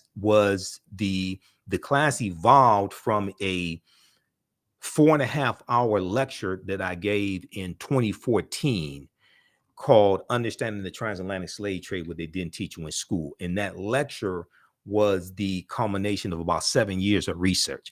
So in the class, we deal with the 800-year occupation of Europe by the Africans known as the Moors. This information, this class also, I would say, is PG-13. You can use this with your children. And once again, once you register for the class, your access to the course does not end when the course ends. So a year from now, 2 years from now, you can go back and watch the entire class. It's on demand, so you'll have full access to it. We look at shocking archaeological discoveries that are causing experts to rethink everything. We look at how insurance companies took out insurance policies on slave ships and enslaved Africans on the plantations. We look at Freemasonry, America and the Founding Fathers, origins of the term America and Africa. We look at what is the transatlantic slave trade? What were some of the events that led up to the transatlantic slave trade starting? What role did Christopher Columbus play? A lot of people want to avoid talking about Christopher Columbus. You have to talk about Columbus because Columbus is central to the expansion of the transatlantic slave trade. He wasn't the only person, but Columbus is critical in understanding the expansion of the transatlantic slave trade and where he went on his 4 voyages. Okay. When did Africans first come to the U.S. as enslaved African people? We'll deal with that as well, because this was before 1619. And even in 1619, most of what we know about August 20, 1619 is incorrect, because codified slave laws did not exist in the 13 colonies in 1619. Those Africans are put into a form of indentured servitude, and they're released after something like about 5 to 7 years. Okay, codified slave laws first come to the colony of Maryland in 1641. Okay, this article right here So when you see me like on Roland Martin Unfiltered, and you see me on Faraji's show, The Culture, on Roland Martin's network, the Black Star Network, and you see me break down this history, the reason why I'm able to do this is because of the extensive research that I do. Okay, this ain't a game. And as Tony said, like, I got 2 huge stacks of articles. This is half or 1 stack of the articles I had next to me. So I have like thousands of articles printed up here in the office. This is continuous research. This is not a game. All right. This is a historical marker at Fort Monroe, and it notes the in Virginia, and it notes the arrival of the first Africans in Virginia. Okay, this comes from a critical article from VirginiaMercury.com, August 11th, 2019. The name of this article is "Much of what we've been told about Virginia's 1619 first Africans is wrong." Much of what we've been told about Virginia's 1619 first Africans is wrong. And then there were Africans in South Carolina in 1526. Now, we're not talking about Africans being here 51,700 years ago. We're not talking about Juan Garrido coming into Florida with Juan Ponce de Leon, the Spanish conquistador, in 1513. Okay, if you just look at these Africans, there's about 100 of them taken into the South Carolina, Georgia area by the Spanish in 1526, because the Spanish were here before the English come here. Okay, and we know the Spanish were the second ones involved in the transatlantic slave trade, right behind the Portuguese. And when you look at Spain and Portugal, they're right next to each other. So this is why they get in Spain and Portugal are right above Morocco. So when we have the Moors going into Europe, this is why Spain and Portugal gets the brunt of that, because of where they are located geographically above Morocco. And when the Moors go in 711 AD, it's referred to as the Iberian Peninsula. We know they're going to defeat the Vandals and the Visigoths, and they're going to settle in the southern portion of what we today call Spain. And the Moors refer to it as Al-Andalus, which basically means to walk in a spiritual path or walk in a spiritual light.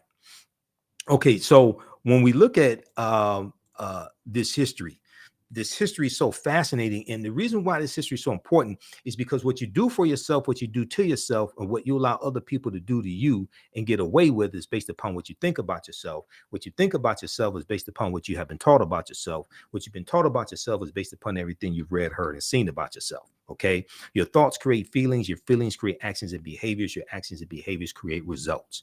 So before 1619, there was 1526, the mystery of the first enslaved Africans in what became the United States. So this is an excellent article from the Washington Post, WashingtonPost.com, September 7th, 2019. Spanish explorers brought 100 African slaves to a doomed settlement in South Carolina or Georgia within weeks. The subjugated revolted, then vanished. And it's believed they went to go live with Native Americans who were here, and which is kind of a tricky term, because you're going to have Africans intermixing with Asians. Asians come here around 3000 BC, and their offspring are who we call Native Americans.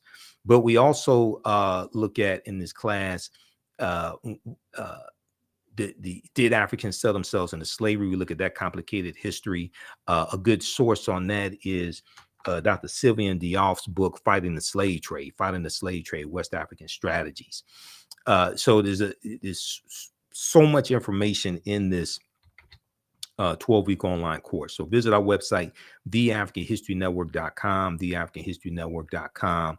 You can register for it today. And like I said, you can use this information with your children also. There was something I was going to get to quickly here. And I will give you information on the second class that I teach as well.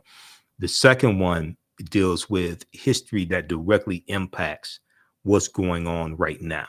Okay. So we have this here, and we talk about Tariq ibn Ziyad in 711 AD. Oh, Christopher Columbus. Okay. So I showed you the slide when we were talking about, when we were speaking with Tony Browder, because he mentioned Christopher Columbus. Columbus never came to the land that we call the United States of America. Okay, it's important to look at where Columbus goes on his 4 voyages.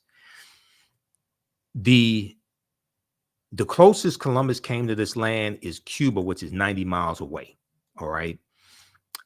So when we look at his first voyage, now there's a direct connection also, because Columbus set sail August 3rd, 1492, and it took him about 7 years to convince King Ferdinand and Queen Isabella to finance his voyages. Now, the African Moors lose control of their last stronghold, which is Granada, January 2nd, 1492, in the Moorish Granada, the Spanish Granada Wars. Okay, August 2nd, 1492, the Spanish expelled the Sephardim, the Sephardic Jews, out of Spain. And then August 3rd, 1492, Columbus set sail. So he set sail on the Nina de Pinta and Santa Maria. He lands in the Bahamas, which he called San Salvador, which means Saint Savior. Then he became a devil to the people on October 12th, 1492. So this is why some people who still celebrate Columbus Day, they still recognize October 12th, 1492, when he landed in the Caribbean. The first place he landed was the Bahamas. He also goes on his first voyage into Cuba, conquers Cuba and Hispaniola. La Isla Española, which means the Spanish island. That Spanish phrase is anglicized to Hispaniola. The western third of the portion of Hispaniola is where the Spanish colony of Santo Domingo was. And then the French take over. The French fight against the Spanish and take control of the western third of the island of Hispaniola in 1697 and call it Saint Dominique. And then there's a revolution in the island, in the colony of Saint Dominique in 1791, and those Africans are going to win their independence from France, declare their independence January 1st, 1804, and called it Haiti or Haiti. Okay, this is what we're talking about. This is the region that we're talking about. Columbus's second voyage, 1493, September 1493, he goes into the West Indies and into Puerto Rico or Boricuan, and then Jamaica in 1494. The Spanish are conquering all these territories, and you're going to see constant fights between these Europeans who have been fighting and killing each other for hundreds of years. They went from being groups of barbarians, okay, the Anglos and the Saxons and the Jutes and the Lombards and the Picts and the Alans and the Franks. They went from being and the Vandals and the Visigoths. They went from being groups of barbarians to having kingdoms, and then they go from having kingdoms to having nations, and they were fighting and killing each other for hundreds of years, and they will continue with World War I in 1914. In World War II, starting in September 1939, when Adolf Hitler invades Poland. Okay, so what's going on in Ukraine right now is in the region of the world where World War II started, because Ukraine is bordered by which 2 countries? Russia and Poland. Okay, so what's taking place in Ukraine is serious, because that's the region of the world where World War II started, when Hitler invaded Poland, like Putin invaded Ukraine, but it was 1939. This is why you have to understand history. Okay, now, third voyage, May 1498, Columbus conquers Trinidad and the Venezuelan mainland. And then fourth voyage, May 1504, his last voyage, because he dies in 1506, he goes into Panama and Honduras in Central America. These island nations have never recovered from what happened to them over 500 years ago. These island nations have never recovered from what happened to them 500 years ago. And Columbus helped to lay the foundation for slavery, racism, capitalism, and the exploitation of indigenous people, which would then lead to Right Reverend Bishop Bartholomew de las Casas going to, he goes to the Pope right around 1517 or so, and says that the Native Americans have suffered enough, and that we need to stop enslaving them and enslave exclusively African people, but also to a lesser extent white people as well. He says that, but it's going to be more extensively African people. He said they needed to save the Native American souls. They needed to save the Native American souls. Okay. Slavery comes to the New World. African slaves were first brought to the New World shortly after its conquering by Christopher Columbus. Legend has it that one slave was included in his original crew, and they could be found on Hispaniola, site of present-day Haiti, as early as 1501. Upon his arrival in the Bahamas, and he arrives in the Bahamas, like I said, October 12th, 1492. Columbus himself captured 7 of the natives. Columbus himself captured 7 of the natives for their education, quote unquote education, he said, on his return to Spain. However, the slave trade proper, what's known as the slave trade proper, only began in 1518 when the first African cargo direct from Africa landed in the West Indies. So this deals with the Asiento de Negros, signed into law by King Charles V in August of 1518, which gave a license to slave trading nations and slave traders to provide Spanish colonies with African slaves. This drastically expands the transatlantic slave trade, the Asiento de Negros. August 1518, signed into law by Spanish King Charles V, sometimes called King Charles I. The importation of African slaves to work in the Americas was the inspiration of the Spanish Bishop Bartolomé de las Casas, whose support of African slavery was motivated by humanitarian concerns. Bartolomé de las Casas argued that the enslavement of Africans and even some whites, proving that in the early period, slavery did not operate according to exclusive racial demarcations, would save the indigenous Amerindian or American Indian or Native American populations, which were not only dying out, but engaging in large-scale revolts and rebellions. Okay, large-scale resistance as they opposed their excessively harsh conditions. As a result, King Charles V, King of Spain, agreed to the Asiento de Negros, or slave trading licenses of 1518, which later represented the most coveted prize in European wars, as it gave to those who possessed it a monopoly in slave trafficking. Well, Bartolomé de las Casas traveled with Christopher Columbus on some of his voyages, and he kept a diary, okay? And his diary was turned into at least 2 books. I read 2 of his books when I was in college, okay? Like Tears of the Indians or Tears of the Indies, something like that. So Columbus and de las Casas are crucial to understanding the transatlantic slave trade and its expansion. So this is why we have to look at this history chronologically. Professor Kabahai Kamene, who's one of my teachers, and you've heard many of my interviews with him over the years, he says, to understand the existence of something, you must first understand the pre-existence of existence, okay? All right, so if you like this type of information, you can register for this online course now. You can start watching it immediately, okay? And we have a lot of archive content there. This is understanding the ancient Kemet, the Moors, and the Ma'afa, understanding the transatlantic slave trade, what they didn't teach you in school. How's everybody doing today? How you all like this type of information? Give us a thumbs up, give us a heart, give us a like. Now, I got to pace myself because I got to teach a 2-hour class as soon as I finish this broadcast. See, y'all got me going. I have to pace myself. Then I have to do a 2-hour radio show tonight, okay? So I'm going to be knocked out after my radio show is over with. We do our radio shows Sundays, 9 p.m. to 11 p.m. Eastern Standard Time. Okay, so ancient Kemet, the Moors, and the Ma'afa. Kemet, one of the original names for Egypt. This is a 12-week online course. This time around, we'll do at least 13 sessions. Okay, it's on sale $60, regularly $130. One of the best investments you ever make. And it's the gift that keeps on giving. If you want to give this as a gift to somebody, you can. You can use this registration with your family. You can use this with your children also, because I would say the content is PG-13. It's not overly graphic. I don't do a lot of cursing or anything like that. All right.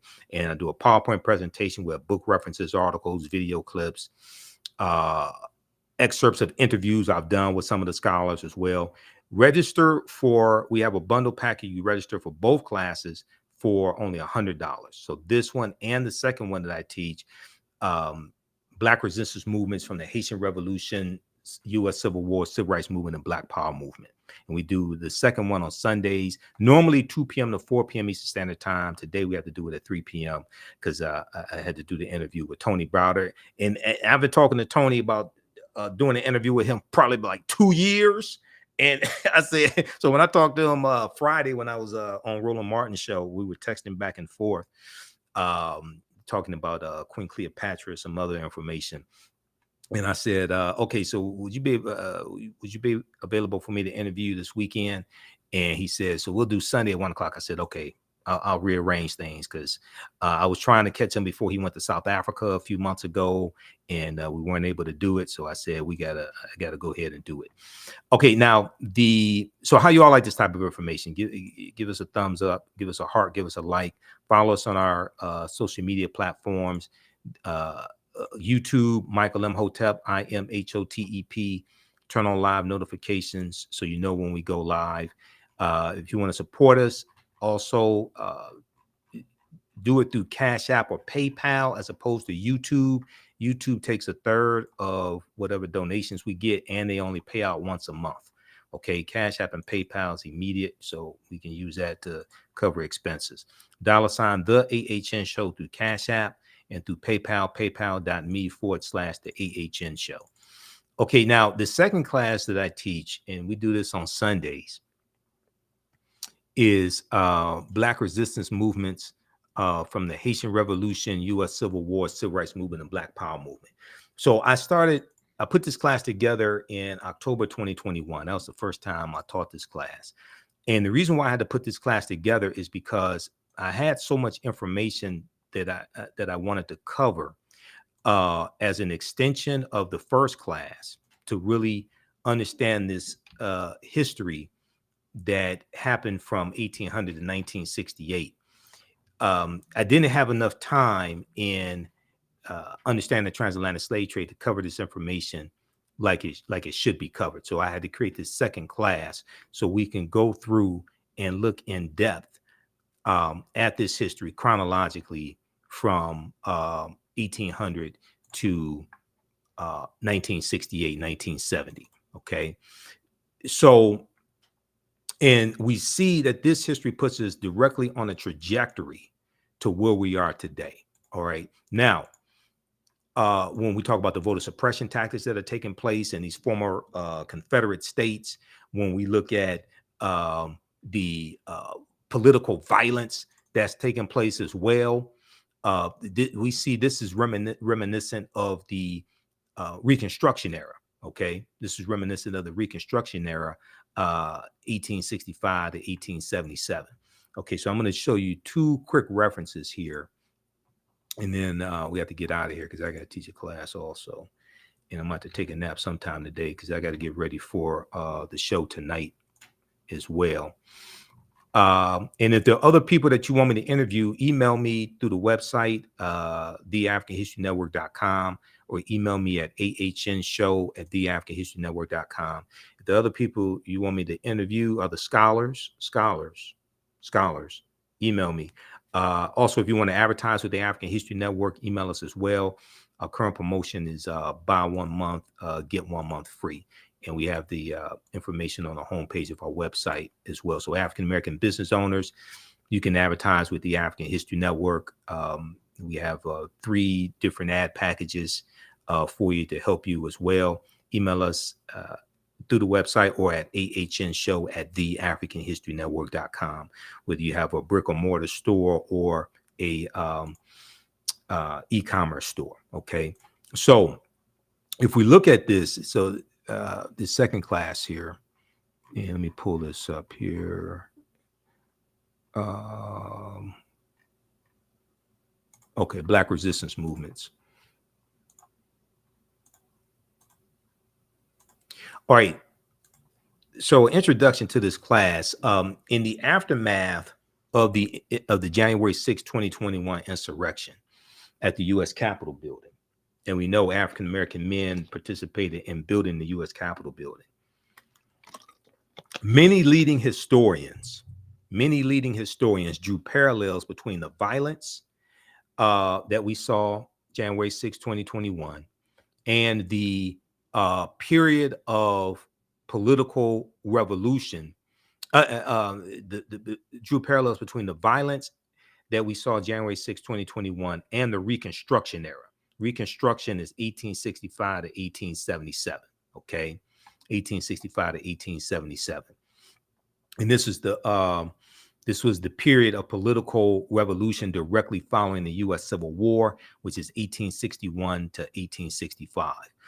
So this 12-week online course that I teach and developed the curriculum for analyzes U.S. history primarily from the African-American perspective, beginning in the period looking at 1800 to 1856, 1865, leading up to the Civil War and the end of the Civil War and the ratification of the 13th Amendment, December 6, 1865, when Georgia ratifies the 13th Amendment. We'll look at the Reconstruction era, 1865, 1877, the Red Summer of 1919, which was the year after World War I ends, and you have about 25 major race riots across the country. We look at World War I, 1914, 1918, the Great Migration, 1915, 1970. 6 million African Americans migrate from the South up north and out west. The Great Migration totally changes the history of this country. World War II, 1939, 1945, the Civil Rights Movement and the Black Power Movement. Okay, so we look at history 1800 to 1968. We start with the Haitian Revolution and the Louisiana Purchase of 1803. Because the Haitian Revolution and the Louisiana Purchase, those two events are connected. Napoleon Bonaparte, and we know Napoleon conquers Egypt in 1798. Napoleon is trying to raise money because the French are almost going bankrupt trying to fight the Haitians in Saint Dominique in Haiti.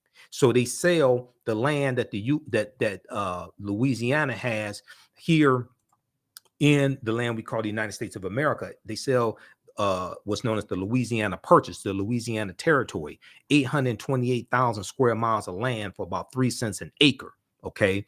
And this doubles the territory of the U.S. at the time, the Louisiana Purchase. This is looked at as one of the most significant things that President Thomas Jefferson did as president.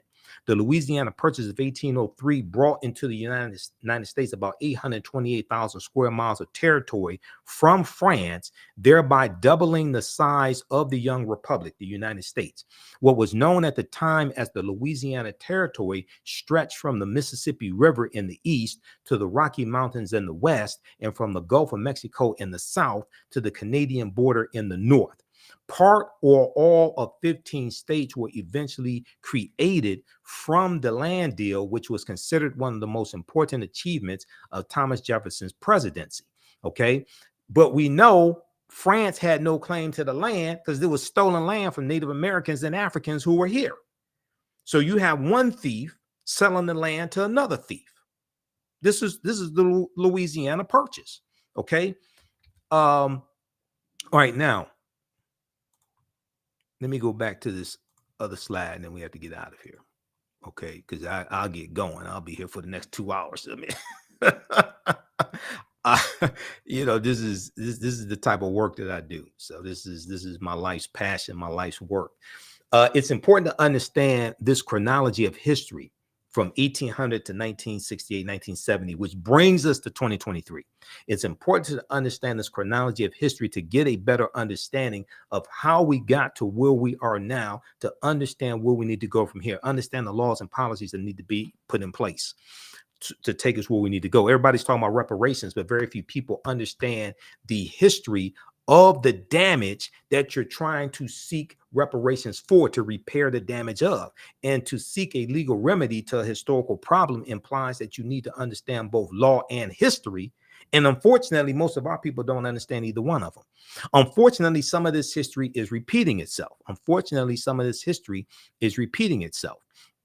Okay, now there's a good article that we reference in the class. Now, this is from Time Magazine, okay? Time Magazine. And if you all have any questions, be sure to email me. Email me at ahnshow@theafricanhistorynetwork.com, and I'll respond to all of the questions that you have as well. Okay. AHN show at theafricanhistorynetwork.com.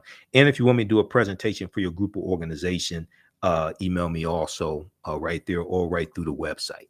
Okay.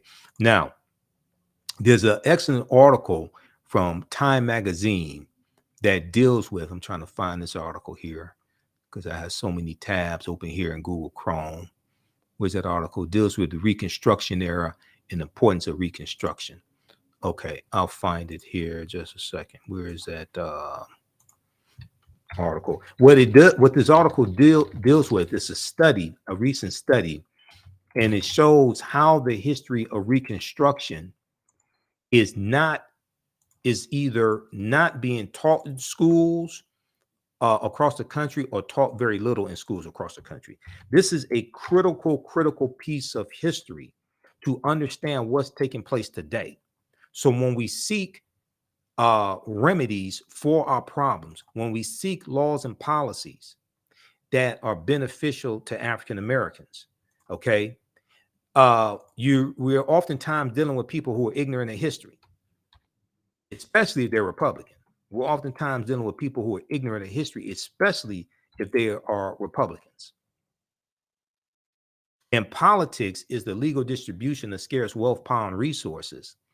And the writing of laws, statutes, ordinances, amendments, and treaties, their adoption, interpretation, and enforcement. Politics impacts every aspect of our lives, from the water we drink to the food we eat to the air we breathe, environmental issues, economic issues. Everybody that wants to talk about, well, we don't need to vote. We just need to do like the Asians do. We just going to do economic empowerment. Asians vote too, fool. That means your ass don't do research. Asians vote also. 1, 2, your economy is shaped by politics. Your economy is shaped by laws and policies. In my degrees in business administration, I understand this better than most people. A new report finds that 45 states are failing to teach students about the period that shaped race relations after the Civil War. Now, this is an article from time.com, Time Magazine. This article came out January 12, 2022, okay, by Olivia Waxman. Now, in the aftermath of the insurrection a year ago at the U.S. Capitol, okay, January 6, 2021, many leading historians drew parallels between the violence and the Reconstruction era, the period of political revolution directly following the American Civil War. Eric Foner is one of the top scholars on the history of the Reconstruction era, okay? So when you study this history, you'll read about Eric Foner. Okay, let's continue. And you'll see him quoted all throughout numerous articles dealing with this history. Eric Foner said the events we saw, referring to January 6, 2021, reminded me very much of the Reconstruction era and the overthrow of Reconstruction, the Reconstruction era and the overthrow of Reconstruction, which was often accompanied or accomplished, I should say, by violent assaults on elected officials, Now, Eric Foner is a Pulitzer Prize winning historian and author of Reconstruction, America's Unfinished Revolution, 1863 to 1877. He said this in an interview with the New Yorker published a week after the January 6, 2021 insurrection. Now, scholars and historians say studying the aftermath of the Civil War, which was 1861, 1865, so they're talking about the Reconstruction era, 1865 to 1877. Studying the aftermath of the Civil War can help put in context many of the most seminal events in the U.S. in recent years, from the brutal murder of George Floyd by police May 25th, 2020 in Minneapolis, Minnesota, to the voter suppression laws enacted after African-American voters played a big role in helping Joe Biden and Kamala Harris be elected president and vice president in 2020. Okay, now, but despite the timeliness of the era in today's climate, many students in American schools will not get a full education on Reconstruction until they go to college, but most of them are not going to go to college. And your understanding of history is directly related to your understanding of politics. Your understanding of politics is directly related to your understanding of history. Now, in social studies standards for 45 out of 50 states and the District of Columbia, discussion of Reconstruction is either partial or non-existent. Discussion of Reconstruction is either partial or non-existent, according to historians who reviewed how the period is discussed in K through 12, kindergarten through 12th grade social studies standards for public schools nationwide. In a report produced by the education nonprofit organization, the Zen Education Project, the study's authors say they are concerned that American children will grow up to be uninformed about a critical period of U.S. history that helps explain why full racial equality remains unfulfilled today. So when you have people in political power who vote against policies that are beneficial to African Americans, whether it's the George Floyd Justice and Policing Act, whether it's the John Lewis Voting Rights Act, whether it's Domestic Terrorism Prevention Act, whether it's voting against the Crown Act, etc. You're dealing with people who are ignorant of history. And they have to be voted out of office. It's dangerous to have people ignorant of history in political power voting on policies that impact our lives. We're not even talking about reparations because they're ignorant of that too. This is why no Republicans support reparations. I'm neither Democrat nor Republican, but I sure as hell ain't stupid. I study politics. That's why you see me on Roland Martin Unfiltered. I'm a political commentator. I'm not just a historian. I'm a political commentator. No Republicans support reparations, not even the black ones. Representative Byron Donalds out of Florida, Burgess Owens out of Utah, John James out of Detroit, the Detroit area, Senator Tim Scott out of South Carolina, where the Civil War started. Senator Tim Scott is the one that blocked the George Floyd Justice and Policing Act in the negotiations between Senator Cory Booker, then Representative Karen Bass, Democrats, and Senator Tim Scott. He's the one that blocked the George Floyd Justice and Policing Act in the Senate. So it's not just understanding what elected officials can do for us. It's also understanding how to block and stop what they're trying to do to us, and understanding that you have to vote these people out of office. This is why we have to stop telling African Americans to exercise their right to vote. If you want to vote, if you want to exercise, you go to the gym and work out. You don't vote for exercise, you vote for power. Politics is the legal distribution of scarce wealth, power, and resources. Power and the writing of laws, statutes, ordinances, amendments, and treaties, their adoption, interpretation, and enforcement. You vote for power. You vote for power to get laws and policies put in place that are beneficial to you, your family, your community, your people. What's good for African Americans, generally speaking, is good for America. Okay? We have to stop telling our people to vote for exercise. You vote for power. When your goal changes, then the strategy that has to be put in place to achieve the goal will change. And then you get the desired result. As long as people think they're just voting for exercise, you can vote for anybody for exercise. You're not voting for Fannie Lou Hamer or Dr. King. Yes, we stand on their shoulders. Yes, we need to understand their history. Absolutely. But you're voting for today and the future. We need to understand the past. But you ain't going to casting a vote for Fannie Lou Hamer. You can write in anybody's name for that. Mickey Mouse, Donald Duck, Doc McStuffins, anybody. You can write in anybody's name. But see, when you vote with purpose to understand power acquisition and the utilization of power, then you realize that if you are just voting for exercise, you can be putting somebody into elected office who's working to dismantle the legacy and the work of Dr. King and Fannie Lou Hamer and John Lewis and Hosea Williams and Septima Clark, okay, and Rosa Parks, when you just voting for exercise, but not for power acquisition. So voting for power is a message that has largely not been communicated to the African American community.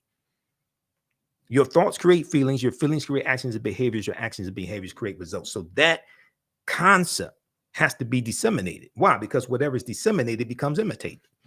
All right, look, we got to get out of here. Register for these online classes that I teach. We have the bundle pack. You can get both classes also for $100. That's a $300 value. The classes are discounted right now for a limited time only. Hopefully you learned a lot today. Hopefully you like this type of information. And